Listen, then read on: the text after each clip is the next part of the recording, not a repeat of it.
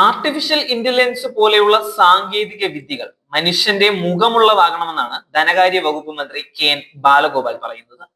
Artificial intelligence അടക്കമുള്ള പുത്തൻ സാങ്കേതിക വിദ്യകളിൽ ഗവേഷണം നടത്തുന്നതിനും പുതിയ സങ്കേതങ്ങൾ വികസിപ്പിക്കുന്നതിനുള്ള പ്രഖ്യാപനങ്ങൾ അടങ്ങിയതാണ് സംസ്ഥാന ബജറ്റ് എന്നും മന്ത്രി വ്യക്തമാക്കുന്നുണ്ട്. നിയമസഭയിലെ ബജറ്റിന്മേലുള്ള പൊതു ചർച്ചയിൽ മറുപടി പറയുകയായിരുന്നു മന്ത്രി.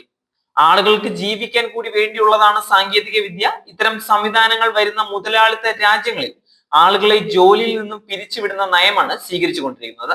എന്നാൽ അതല്ല ഇടതുപക്ഷത്തിന്റെ നയമെന്നും മന്ത്രി വ്യക്തമാക്കിയിട്ടുണ്ട്. ഇപ്പോൾ ഇന്ത്യയിലെ സംസ്ഥാനങ്ങളിൽ പബ്ലിക് സർവീസ് കമ്മീഷൻ വഴി നിയമനം നടത്തുന്നത് കേരളം മാത്രമാണ് എന്ന് മന്ത്രി പറഞ്ഞു. AI വന്നു കഴിഞ്ഞാൽ ആരെയും നിയമിക്കേണ്ടതില്ല എന്ന നിലപാടല്ല ഇടതുപക്ഷത്തിന്റേതെന്നും മന്ത്രി കൂട്ടിച്ചേർത്തിട്ടുണ്ട്. AI ശ്രദ്ധ കേന്ദ്രീകരിച്ച് IT മേഖലയെ ശക്തിപ്പെടുത്തുന്നതിനായി സംസ്ഥാനം ആകെ 517,64,00,000 രൂപ അനുവദിച്ചിട്ടുണ്ട്. AI ഉപയോഗത്തിലൂടെ സംസ്ഥാനത്തെ ഉയർത്തുന്നതിനായി തിരുവനന്തപുരത്ത് ഒരു ഗ്രാഫിക് പ്രോസസിംഗ് യൂണിറ്റ് സ്ഥാപിക്കുകയും ചെയ്യും. എൻജിക് AI സിസ്റ്റത്തിന്റെ വികസനം പ്രോത്സാഹിപ്പിക്കുന്നതിനായി ഒരു ദേശീയതല ഹാക്കത്തോൺ സംഘടിപ്പിക്കുകയും ഇതിനായി 1 കോടി രൂപ നീക്കിവെക്കുകയും ചെയ്തിട്ടുമുണ്ട്. സംസ്ഥാന ചരിത്രത്തിൽ ആദ്യമായി വരവും ചെലവും 2 ലക്ഷം കോടി രൂപ കടക്കുന്ന ബജറ്റാണ് ഇത്തവണത്തേത്. 2,354 കോടി രൂപ വലിപ്പം വരുന്നതാണ് അടുത്ത സാമ്പത്തിക വർഷത്തേക്കുള്ള ബജറ്റ്. ഒന്നാം പിണറായി സർക്കാരിന്റെ കാലത്ത് 1,17,000 കോടി രൂപയായിരുന്നു ശരാശരി ബജറ്റ് ചെലവ്. നിലവിലേത് 1,64,000 കോടി രൂപയിലേക്ക് ഉയർന്നിട്ടുണ്ട്. നടപ്പ് വർഷം കഴിയുമ്പോൾ ശരാശരി ചെലവ് കൂടുതൽ ഉയരുകയും ചെയ്യും.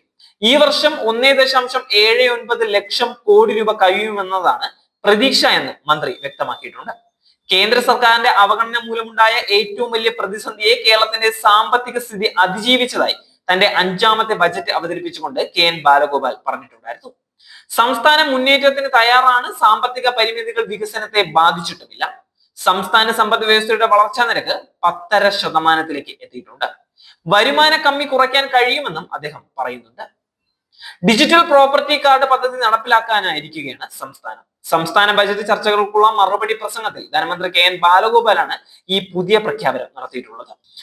ഒരു വ്യക്തിയെ സംബന്ധിക്കുന്ന ഭൂമി ഉൾപ്പെടെയുള്ള എല്ലാ ആസ്തി വിവരങ്ങളും ഉൾക്കൊള്ളിച്ചുകൊണ്ടുള്ള ഡിജിറ്റൽ പ്രോപ്പർട്ടി കാർഡ് പദ്ധതിയാണ് സംസ്ഥാനം നടപ്പിലാക്കാൻ ഉദ്ദേശിക്കുന്നത്. പദ്ധതിക്കായി 2 കോടി രൂപ അനുവദിച്ചതായി ധനമന്ത്രി പ്രഖ്യാപിച്ചിട്ടുണ്ട്. റവന്യൂ വകുപ്പ് നൽകി വരുന്ന ഡിജിറ്റൽ സേവനങ്ങൾ പൊതുജനങ്ങളിലേക്ക് എത്തിക്കുന്നതിനായി ഈ സാക്ഷരതാ ക്യാമ്പയിന് തുടക്കം കുറിക്കുമെന്നും ഇതിനായി 1 കോടി രൂപ വകയിരുത്തിയെന്നും മന്ത്രി അറിയിച്ചിട്ടിരിക്കുകയാണ്.